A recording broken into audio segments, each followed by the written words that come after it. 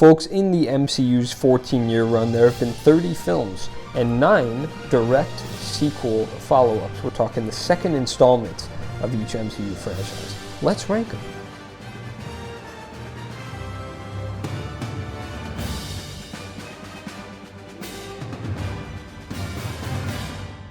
Folks, let's jump right into it. I don't want to waste your time here like this film wasted mine. Thor: The Dark World is going to be coming in at 9th place. I really don't have to say much here. I think to explain this one to you, it is a very, very bland film, very boring film. At this point, they were still trying to figure out how to do Thor. The first film obviously approached him much more seriously with a lot of Shakespearean-esque filmmaking, dialogue, but it also nailed the fish out of water, fish out of comedy. And this film tries again, and it's just a complete failure on so many fronts. Malekith is a horrible, boring villain. The plot around the ether, it sucks. Thor and Jane's chemistry, I gotta be honest, doesn't really work for me. There's some good moments here. I think Darcy still is fine comedic humor. Loki really steals the show whenever he shows up, but the film is largely forgettable. It's still one of the worst films in the MCU, and by virtue of that, is the worst MCU sequel follow-up. Secondary follow-up, I want to specify. Coming in at number 8 is going to be, coming in at number 8 or at number 8 is going to be Ant-Man and the Wasp. And I really am conflicted on this one. Every time I watch it, I feel differently.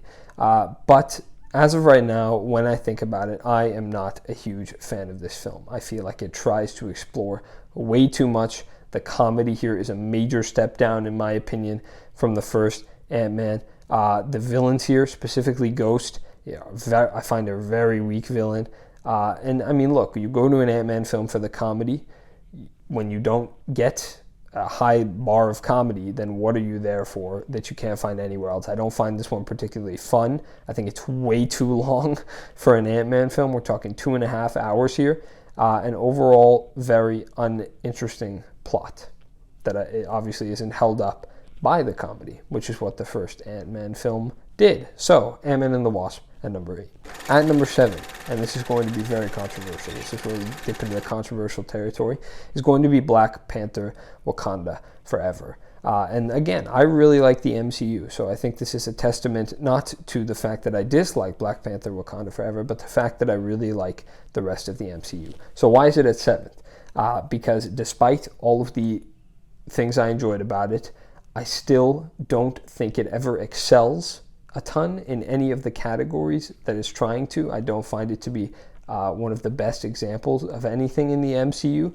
And I also find the film to be messy throughout. I don't find it nearly as bad as Dark World or Ant-Man and the Wasp, so it is still a good film that I enjoy. But there are problems here that I have with the film, specifically messy, jumbled, and generally less excelling than its contemporaries. At number 6 is going to be Doctor Strange in the Multiverse of Madness. This film is short, it's sweet. I find it to be very, very fun, and I think a lot of that comes from the fact that Sam Raimi directs this one, and he, approaches the film with a lot of his Sam Raimi-isms. It's a bit of a horror at times. You've got some just very shocking imagery. I think of the fight with Wanda against all of the Illuminati. But overall, I think it's fun. So it's not trying to be anything excellent here. It doesn't excel, just like Black Panther: Wakanda Forever at 7. But it is very fun. It gives Doctor Strange, some depth that I appreciated. And overall, a fun time and enjoyable watch. Coming in at number 5, and this is a very controversial opinion. God, my takes are bad. Number 5 is going to be Iron Man 2.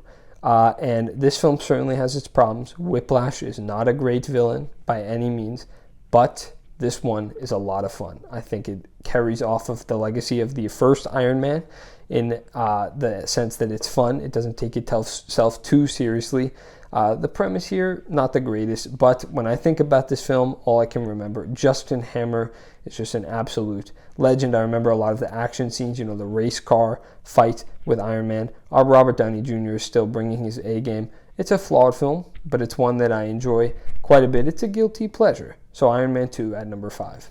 Coming in at number 4 is going to be Avengers Age of Ultron. Again, a film with problems, but one that for the most part I enjoy, one that I like. It's hard not to watch these original Avengers, the 6 original specifically. Obviously you include Scarlet Witch, Quicksilver, and Vision later on in this one, but their dynamic is just so great.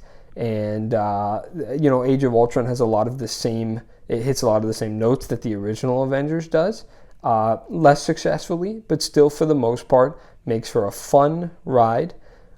With Ultron definitely, had a lot more potential than we got with him, but I still for the most part liked his presence as a villain, and overall, again, enjoyed the film. That's what these films are for, the MCU. They're about the enjoyment, and so I liked Age of Ultron for exactly that reason.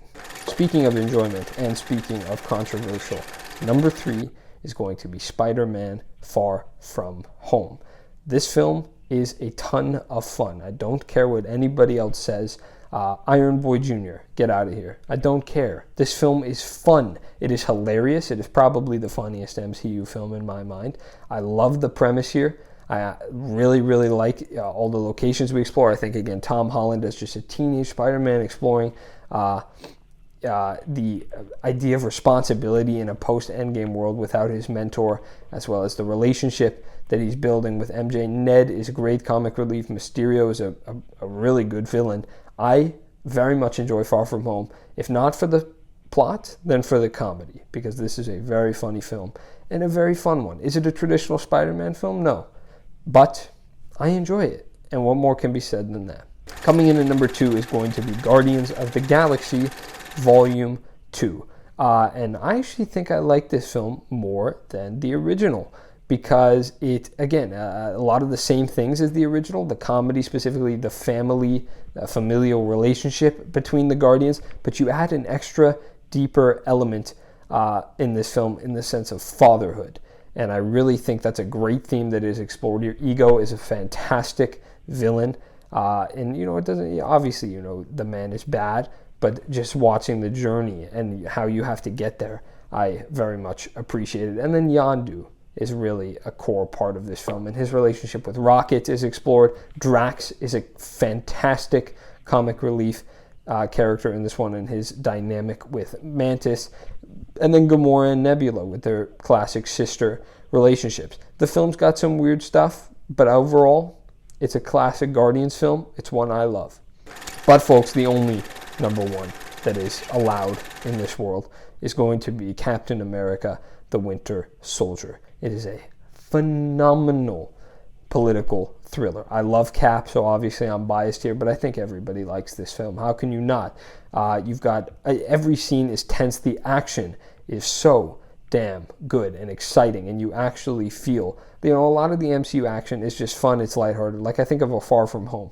None of it feels very hard-hitting, but in Winter Soldier, every punch, every kick, everything feels very, and they try to ground the film, so it makes sense that it feels that way. A lot of the film feels very much like the reality of the world we live in, because Captain America he's not a Thor, he's not even an Iron Man or a Hulk. He is just a normal guy at the end of the day who has this serum, which, obviously it makes sense then that you put him in these more grounded, realistic scenarios. And so Winter Soldier brings the intrigue big time. You've got a great mystery at the front here. The implications in the larger MCU are massive. You obviously have the central dynamic between Steve and his friend Bucky, and how Captain America has to really explore the morality here that the film explores. I think is great stuff. The questions that it asks the audience to consider and asks Captain America to consider are great ones. So overall, The Winter Soldier is not just fun, it's not just tensed, it's not just well choreographed. It is a very well made film that is very good. It's one of the best films in the MCU, one of the best, not one of the best, the best sequel, best secondary follow-up inside the entirety of the MCU. All right, folks, so that is my ranking of the secondary installments of the MCU. Let me know if you agree or disagree with any of the ones that I listed. I expect there will be quite a few disagreements. So actually, leave your own lists down below. I would love to see what you guys have to say.